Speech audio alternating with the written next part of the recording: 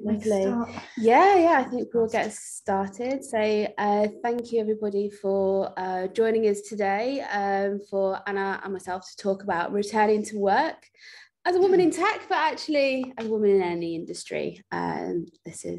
This applies to. So we'll give you a quick introduction to about us, run through what the benefits of a career break can be, and also the dilemmas of when you're looking to return to work, however long that break is.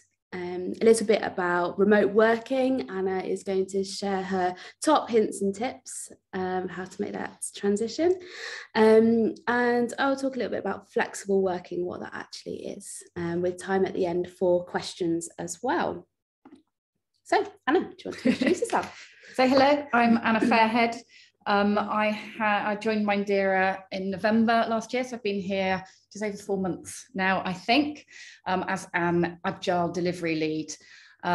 Before that, I was actually out, had a career break for about 3 years, extended somewhat from initial plans, primarily due to COVID. And before that, I was working for about 16 years in the predominantly financial services industry, in kind of all flavours of project management and agile delivery roles. I'm Gemma. I've been at Mindera for nearly 3 years as part of the people operations team here in the UK. My career has spanned in retail management, accountancy, and now in software engineering. I've always had that people focus wherever I've worked. My break is a little bit shorter than Anna's at 6 months. I took leave when I had my first child. I returned on a 4-day week for quite a short period, and then went back to working full time. So. Back a slide. Skip. Sorry. That's right. I don't know how to go back a slide. I think that's. I'm going too far now. Mine just skips. One more. Perfect. Sorry. So we thought we'd kick off the slide with just some of my thoughts on what personally I found beneficial about taking a career break. I don't know the makeup of the audience here. I think it's probably predominantly kind of internal Mindera, but I think we've got a few external people here. So I'm sort of hoping that there might be some people that are currently on a career break, maybe thinking about coming back to work. What I will say is this is already personal to me. This is already individual. You know, for both myself and Gemma's going to share her experiences too. A lot of what we're talking about, it is really personal to people and absolutely depends on the individual and your individual circumstances as well. So for me, I'm a wife and mother. I've got 2 boys who are now turning 11 and 13. So when the opportunity came up for me to have a bit of a career break, they were a bit younger than that. I had been, you know, it felt like just rushing around for the last, 16 years working, probably 8 years, give or take, juggling that work-life balance with a family.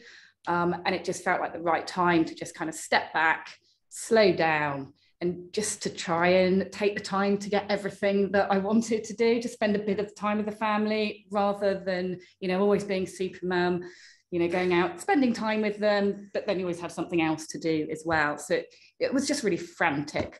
So actually just being able to step back and say, actually, this is my priority for once. And, you know, if I've asked you to go and do something and you're not doing it, I've got all the time in the world just to, you know, stare at you until you do it. So just having that focus as well. Time to rejuvenate, I've called out. You know, I might jump a bit early to I wish if only I had the time, but, you know, kind of think, oh, if I had the time, I'd go out for a run. If I had the time, I'd do more yoga. I'd look after myself. I'll do that. I'll do that. So it's really just stepping back, saying, actually, what do I want to do today? And yes, I'm going to do some exercise and I'm going to factor that in. We did go out and get a dog. This was pre-lockdown, so it's not just a lockdown dog. But that meant that we were able to go out, take the time, go for nice walks, enjoy the countryside. That's something that I enjoy. I live quite a rural area, so I was able to go and do that, and get through a bit of the tick list. So we've got an old house, that we're doing up. There were lots of piles in the corners of all that little housekeeping stuff I hadn't quite got round to. So it was just nice really to just take the time out and go, right, I'm going to zap that corner. I'm going to, clean the floor once in a while. I'm going to paint the windows. It's a big thing. And then the other piece is around kind of when I grow up, I want to. There's always a little bit, okay, I've been a delivery lead in some shape or form for a long time. Yes, I like that. I think I'm quite good at it. That's kind of, I'll have a think about that. But I've got the time now to really consider if there's anything else I really want to do. Maybe I could do a startup. Maybe, I could do a little sideline of some arts and crafts, or, start up a little pastry shop or something. I didn't, but I did explore that. And actually it's almost getting it off your shoulders as well. So that now when I have come back, and we'll talk a little bit about that in a minute, it's made me more certain that is the right decision, because I've almost not gone and done everything else. Not thinking like the what if side. Exactly. What about you, Gemma? So obviously my break was a bit shorter at 6 months, but it still gave me that opportunity just to focus on myself and my little one, and do what I needed to do in that time, and then get ready for coming back to work. So this would definitely be nice. So I've called this the dilemmas of returning to work. For me, it was lovely. I absolutely enjoyed every single day of the time that, I wasn't thinking, I've got to go to work. But at the same time, it was a massive change. COVID aside, homeschooling aside, there's a big part of me that working, being a delivery lead was part of my identity. And actually, when you go out and you're meeting new people, when we were able to go out to the pub, it's kind of, what do you do? I'm like, what do I do? Am I a housewife? I should be okay about saying that. And I sort of was, but I was also quite defensive with that at the same time. So that was interesting. And then as we were going through, I was personally, again, in the really lucky situation where financially I was able to have that time. My husband was working. I wasn't forced to be going back for financial reasons. So, I feel really privileged to be in that situation. And then COVID hit. So it did get extended out a little bit. And, again, lucky position. I wasn't trying to have to juggle the homeschooling and working. Homeschooling was hard enough without having to try and juggle the work at the same time. That all finished. And it got to the point, most of the piles around the houses, most of the windows were painted. And I thought, actually, I'm not getting, I sort of thought about all the things that I might, could have, should have, would have. And actually, I've dismissed all of them and I haven't done them. And actually, I was good at being a delivery lead. I was feeling a little bit lazy. I was doing a lot of good stuff, but I wasn't getting through some of the stuff. And I thought, actually, no, I do want to go back to work. It was that sense of identity for me. I like learning, I like interacting with different people all the time, having that kind of young digital base as well. That was personal to me. So in terms of coming back to work, that was a journey that I went through. I'll say again, this is me, and it is really an individual choice, but I would recommend, everyone really thinks about what's important to them in terms of kind of the benefits of having that career break. Does give you the time to think through that and apply to lots of different things as well. If you want to take that career change. Disadvantages, I'm going to come on to, it's just the fear. So once you are, you've taken time out from work, there are just so many reasons why you put it off and you put it off. Be that COVID and homeschooling. Personally, I think that's quite a good one. But it's really difficult. So for me, I've got a young family. We got into, the rhythm of me being at home. I didn't have to worry anymore about when they were off sick, or, picking them up from school at 3:30, or taking them to the doctors, or taking myself to the doctors, or any of those things. Walking the dog all the time. So I've got a dog now. It's all of those things that are actually really difficult, and they're not necessarily excuses, but they're reasons that then make it hard to try and find a work, a career that makes it easy for you to juggle all of those things. As well as kind of those pieces, you've then got kind of the demon monkey on your shoulder. around, you know, am I as ambitious as I used to be? Because I do love that work-life balance. I like being at home, you know, I'm enjoying all of that. I have been out of work for 3 years now. Do I remember everything? There's a lot of stuff. My memory is not the best not at the best of times anyway. So I've been out for 3 years. How much has it changed? This is a digital world. Things move at the speed of light here. You know, has it moved too far? Am I behind? Will my team value me anymore? I'm obviously getting older as, you know, every day goes past. That's at the forefront of my mind now. We don't think about these things. So yeah, it's scary. And it's just same to some of the other guys. Someone shared a TED talk around girls being brave versus perfectionists. And for me, this is just about being brave and thinking, actually, I'm just going to try having a few interviews, see how it goes. It might take a while, it might not. I'll learn from that. And it's just being brave about stepping in. And then as I was going through those interviews as well, talking about what I used to do also made me realize that, you know, it was what I was passionate about and it was the right decision. So it's just those baby steps going through and kind of getting through that fear, and you get that in any walk of life as well. What about you, Gemma? Was that the same for you? Or a little different for me, I think, because my period away was shorter, but I think came that with its own dilemma. The biggest one of all was mum guilt. Okay, so I knew I wanted to go back to work at 6 months, and that my husband was going to take shared parental leave afterwards. So I did have that dilemma of thinking, oh, should I be taking longer? Should I be taking the full year? Am I doing the best for my little one, or I'm just doing this for me? I had the advantage that we were working from home at the time because it was during COVID. So I was still there and I was still on hand when needed, when it suited. So, but those thoughts still go through your head of, oh, should I do this? I did, and I'm glad I did in that way. Which brings us nicely on to the next slide.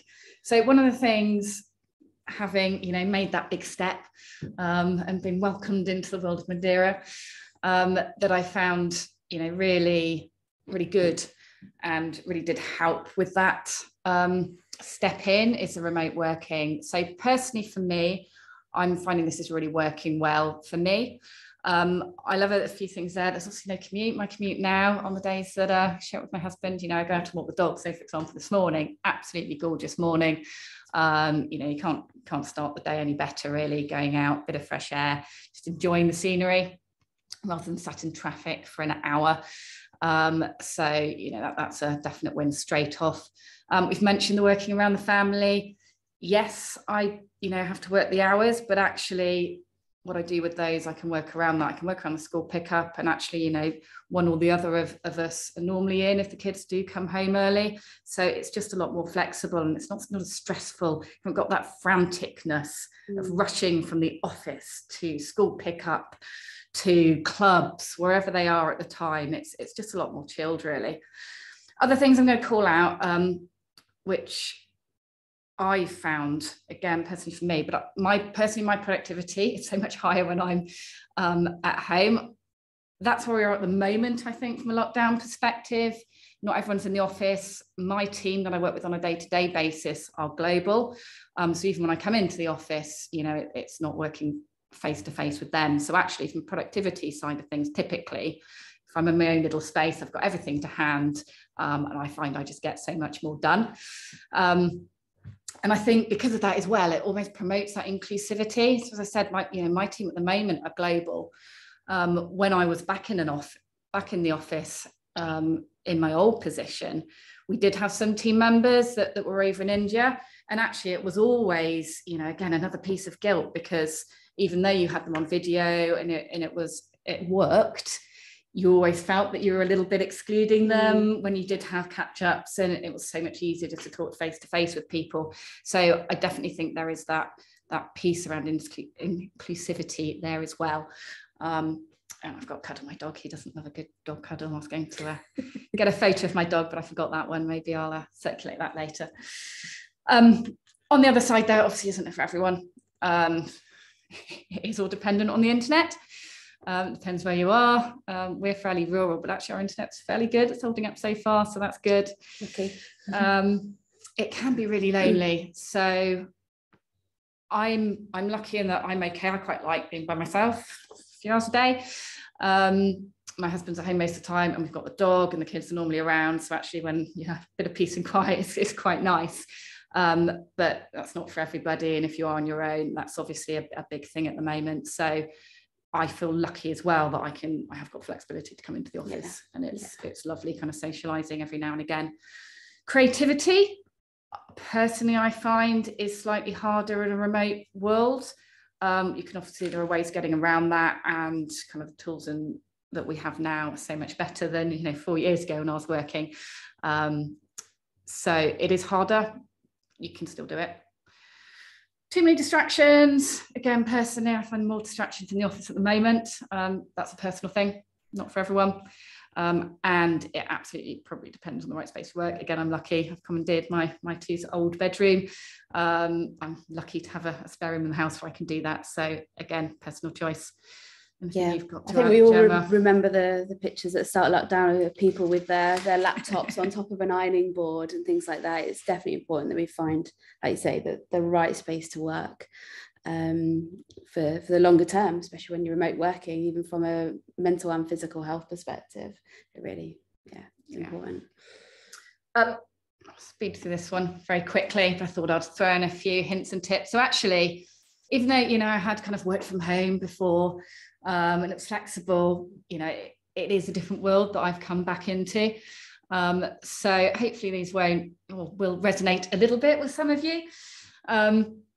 So what I've noticed, I'm not a particularly vain person, but actually I do have a mirror there just to check if I've got, crumbs on my cardigan on back to front before a meeting.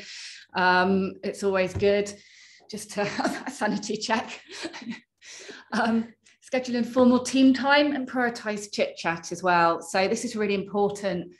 I haven't scheduled it in yet with every single member of my team, but where I have done, it's just so invaluable. It's so difficult now. You don't have those water cooler moments. You don't have the catch ups by coffee or the hello, and how are you in the morning? Isn't the weather nice?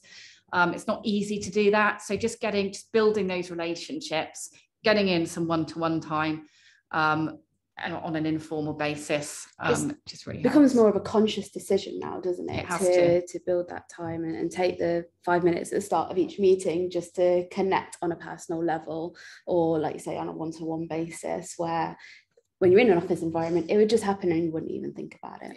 Yeah, absolutely. Oh, it's all about emoticons these days, isn't it? So we use Slack a lot here at Mindera. And click, click, click, like what you're saying, little dancey emojis, thumbs up, lot easier than yes, no. So it's all about the emoticons. We've mentioned the workspace as well, but for me, that's really important. Just having, somewhere, probably with a good back support as well, which I'm not particularly good at. Posture's awful. But just a quiet place to work really does help. I've put a line here around trying to coordinate office time. I can't say I'm particularly good at that at the moment. It's something I'm trying to do. And as we're coming out of lockdown, I think we could all possibly get a bit better at that. But if you can just organise when people are going into the office, either with core teams or wider teams as well, I think that's really important, especially from a creativity point of view as well. And then my last point here is just the activity. It's so easy just to stay at a desk for 3 hours. I'm not lucky enough to have a stand-up-y desk, and even when I did have one, I didn't actually use it that much. So what I try to do now is just remember to stand up frequently. My office is upstairs, so I try and go downstairs to make cups of tea, and then upstairs, and then downstairs again to go and pick it up. If I'm kind of in back-to-backs, then I'll try to turn the video off occasionally and maybe come and do some exercises. I know I'm oversharing now. So if I ever turn my video off and I'm in a meeting with you, then that might be what I'm doing. Normally I do turn my video on because I do think that promotes again those relationships and getting to know people as well. And if you've got the microphone off, which people tend to do, you can just give thumbs up or smile or nods. It's always good to give people feedback as well. Does that resonate? Yeah, definitely. Anything I've missed? I think so. I want to talk a little bit about flexible working. It's a term that's used a lot these days, and it can mean different things at different workplaces. So when I think of flexible working at Mindera, it's, and Anna's kind of already described already, is having that opportunity to work things around your family or your commitments, but still deliver, still do your work. But actually, if you do need to go to a doctor's appointment, as long as you tell your team and share, then that's okay, and get stuff done. In other workplaces, it can be something different, and it's more about a permanent change in the way that you work. So if you wanted to go to part-time, or just shift your working hours so it suits you and your family, if you want to do an earlier start or a later one, changing that place from work, so from the office or moving to work from home 2-3 days or completely. Maybe compressing your hours. I know there's been a lot of talk in the news of trialing a 4-day week. Other companies offer compressing your 40 hours into 4 days. Job sharing, that's another type of flexible working, as well as term time work as well. So to be able to get that, a lot of companies, you make a flexible working request in writing. At the moment, you have to have 26 weeks or more. I've been with a company for 26 weeks or more. There's a current campaign to make that a first day right, because we want to avoid discrimination. It's, you know, a lot of parents are the ones making these requests, and a high percentage of that, of course, are mothers or the main caregiver. You can only make one request in 12 months. The company would have to make a decision within 3 months of your request, and they could deny that. They don't necessarily have to make a suggestion. You would then have to make a kind of counter offer. And there are only 7 reasons in which the employer can reject that. So they would have to explicitly tell you why you wouldn't be able to do the request that you've made, whether it's to go part-time or change your hours. But that is a possibility, and it is there. Okay, I think that was everything from us. Does anybody have any questions or comments that they would like to make or share their experiences? Hi, ladies. Thank you so much for sharing. It's enlightening to know that, I guess, especially in the world of tech as well, that we have this flexibility and it works for us. Like you say, as women, we are predominantly the main caregiver for children, and it sort of supports our growth at the same time, which is what we worry about, and being left behind in a structural way, in a training way, and in a financial way, which we find at the moment. But yeah, thank you for sharing. Yeah, thank you. Hi. Thank you so much for sharing your journey, Anna. I had a, I guess, career break for 1.5 years, and I took it mainly for the children as well. And it is interesting what you shared. You do go through the phase of losing an identity for a little while and think, what else can I do? And like yourself, I've been in the software industry for whole my career. So when I started thinking about what else can I do, I mean, I did take up a hobby and went for walks, and probably really, really nice, memorable time looking back. But I remember when I wanted to go back to work, is this really what I want to do? Is this what else can I do? I can do so many other things. Thought about volunteering. Financially did not need to go back to work, so I was fine. But for someone who's always worked, I just felt very, very lost. And then, yeah, you get to, well, I am good at what I'm doing, so why reinvent the wheel? At least that's how I felt. I can go back and go start something completely new. And I've come back to this world again for the last 7 years. Now I'm thinking I need another career break. So, yeah. And this time I might not come back, but there we go. So, no, thank you for sharing. Thank you. Damien, a question? Yeah, thank you for the great talk. I was just when you mentioned that there are 7 reasons an employer can reject a flexible working request, I just wondered what they were. I knew somebody was going to ask that, so I wrote them down. So we have that the company has an inability to reorganise the work amongst the existing staff. So you can imagine if you've got a small team and you wouldn't be able to adjust around a change in working hours, for example, if it's dependent on external customers or anybody like that. There's an inability to recruit additional staff. So if you wanted to go for a job share, or even if you wanted to go part-time and there was somebody else that's going to fill in part-time and then they were unable to recruit, they would be able to reject. Again, I suppose that's why they give a 3-month period, so at least the company can try. And then they've got the data to back that up. It could have an impact on quality of what being delivered, on the quality of the work. It would have an impact on performance. And I suppose that can depend on what your request is like, but for term time work, that would work very well in some industries, particularly if you're in education, but maybe not others where it does need around the year support and input. It would have, that change would have a detrimental effect on the ability to meet the customer demand. For example, and it all depends. If you're in a sales position, for example, be able to hit your targets and make that change. Insufficient work for the periods the employee proposes to work. So again, that could relate to whether compressed hours or a shift in the hours that you are working. You know, if you want to do 12 till 8, for example, that may not meet the needs of the business.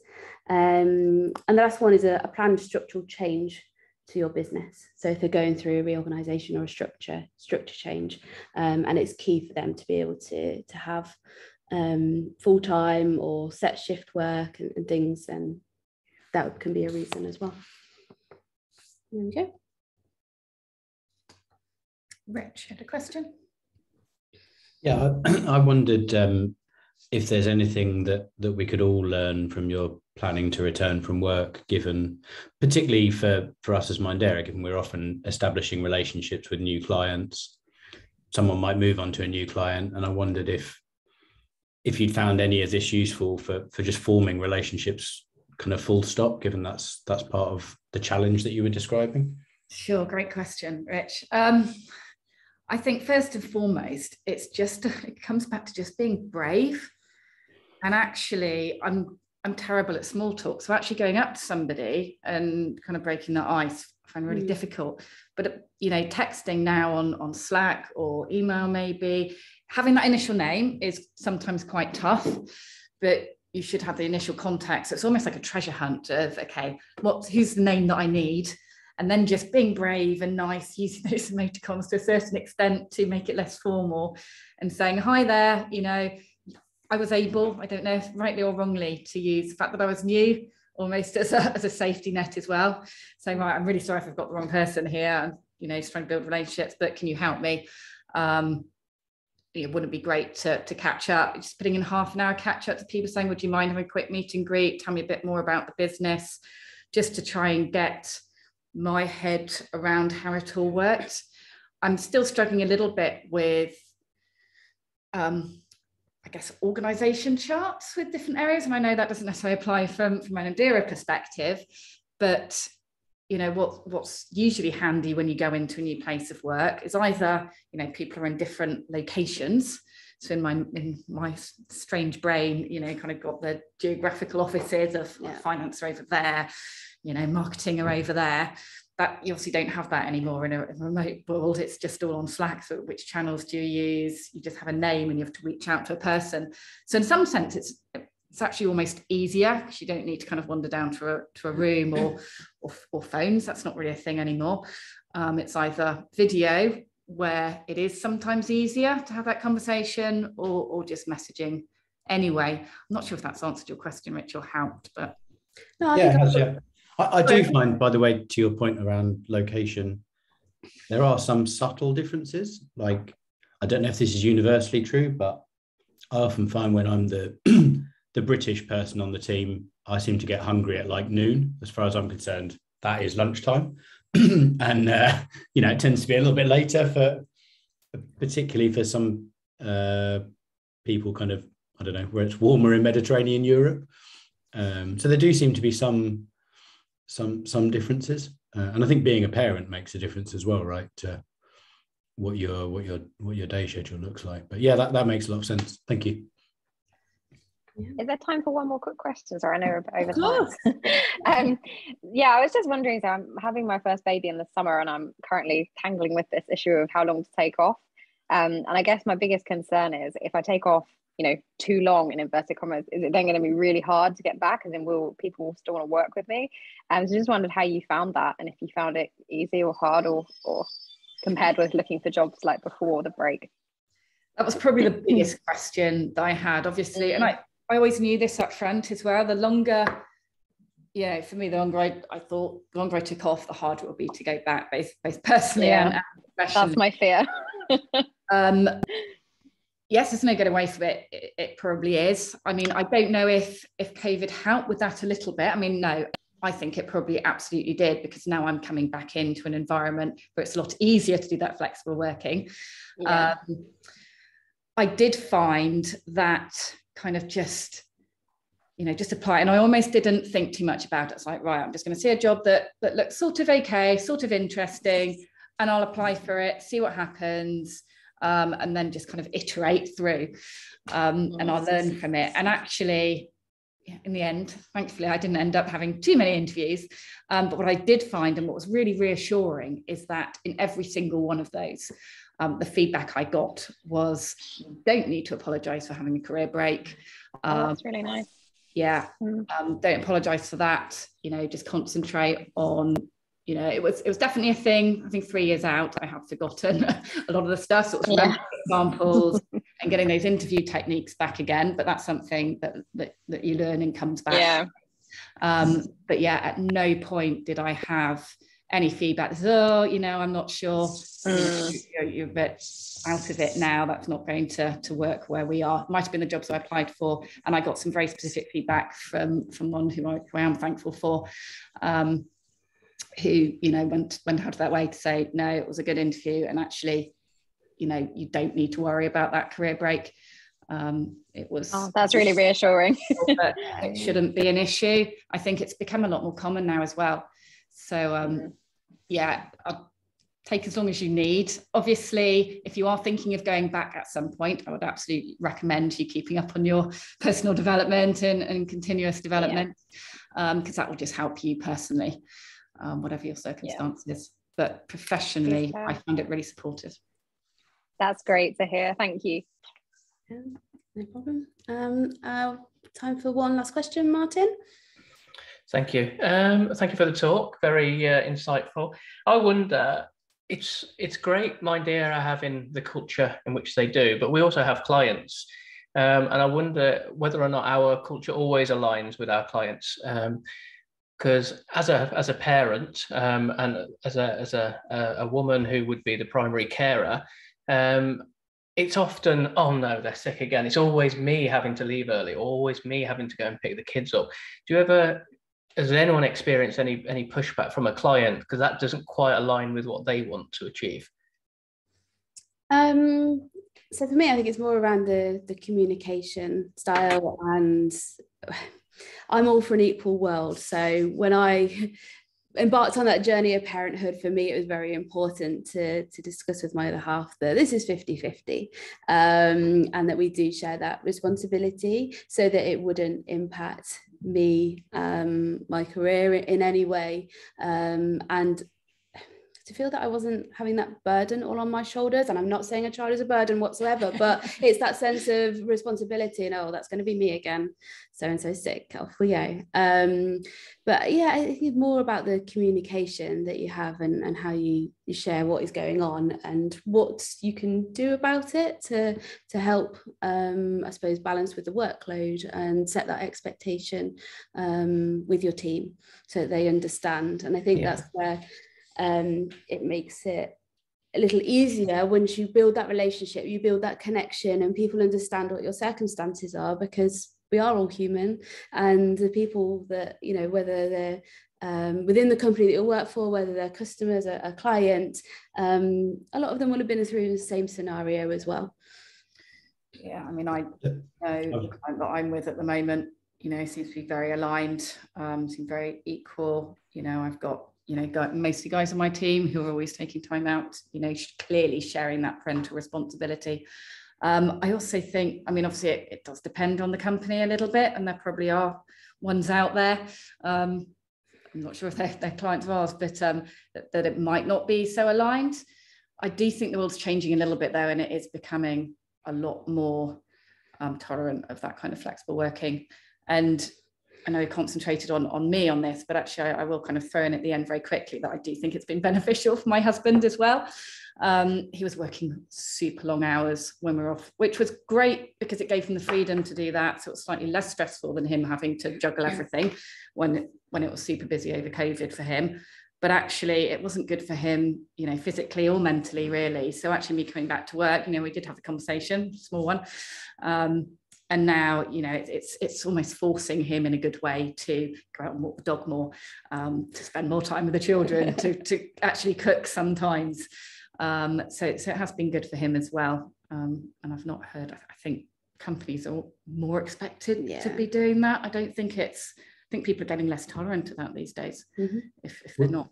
We actually had a benefit yesterday where thinking about some of the practices you get if you read up on things like asynchronous working. So like recording a meeting if somebody couldn't attend it and writing down a summary of the key points.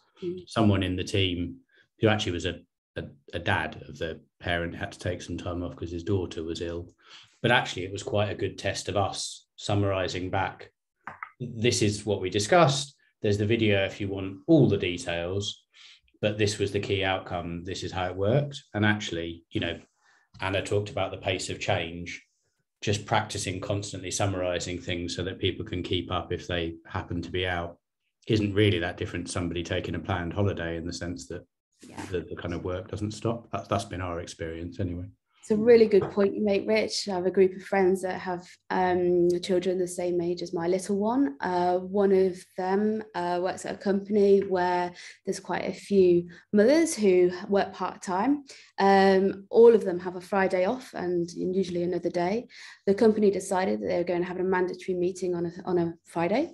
They weren't going to take notes and they weren't going to record it. So you can imagine what happened there was going down the discriminatory route. Because it's not acceptable. Why is the reason that you cannot share, that you cannot do it? Well, you need to be there. You need to be in there in person. And this is the day that we're doing it. And it's things like that where companies are making a decision where it does exclude people. It's a very different world in that type of place. So yeah. Sarisha. Yeah, hi. It's a very nice discussion actually to hearing with you both. Like actually, I just have one thing. If we take a career break after a long time, we were into the technical world. Like I feel like maybe after that career break, so many things will be changing in the market. Like so many, maybe we have done things in a standard way and the way will be changing and the technologies will be changing. So how we can handle those things actually, from my point of view, handling the little one and doing and going to that high level, I feel like a bit difficult, but yeah, actually, so. Yeah, no. Yeah, there's no two ways around it. Things do change, and if you are going to have a career break, you know, you're not in every day, you know, unless you really want to keep up with your personal development, in which case, you know, why are you taking a career break? Then yeah, you are going to have to catch up because things change. But at the same time, you know, hopefully, if you are going back, you will be able to catch up. You might need to put in a few hours, days, work to get up to speed again. It shouldn't have changed that much. So yeah, and again, it does depend on the industry that you're in and the role that you're in as to how much catching up you'll have to do. If you're a developer, there's probably lots of different languages and the premises still stay the same. Well, the soft skills will obviously more or less stay the same. So yeah, there might be a bit of catching up to do, but Yeah, I think when you get to the interview point, it is showing your commitment and what you're going to do. As in, I know this is a situation, I've had 3 years off, I've tried to keep up to date, but I know and I'm aware of X, Y, Z that I will need to do. And this is my plan of how I'm going to get there. I may need a little support along the way, but this is what I'd like to do. And that's just showing your initiative, I suppose, as well. So that another thing that will help. Yeah, I know we're out of time. Obviously, drop off if anyone wants to, but I'm okay for another few minutes if there are any more questions. So, cool. Anything else? Ask you, Jill, the behaviour that you described, your friend's experience, is that even legal? Like, is that something that the company's even able to, like, go? It's obviously like is awful, which is why I'm asking whether it's like something they can get away with. No. Yeah, I didn't think so. Yeah. No, that's cool. That's why people like ACAS are there to have support on how you could take that further, essentially. And whether it's an individual decision or company decision, companies have grievance processes and things like that in place for discriminatory behaviour. In some cases it may fall under like whistleblowing. So there are always those steps and actions that you can take to make sure that you are treated fairly in the workplace. Yeah, I mean, I would say as well, especially in the current job market, which is just, especially in the digital space, it's just crazy at the moment.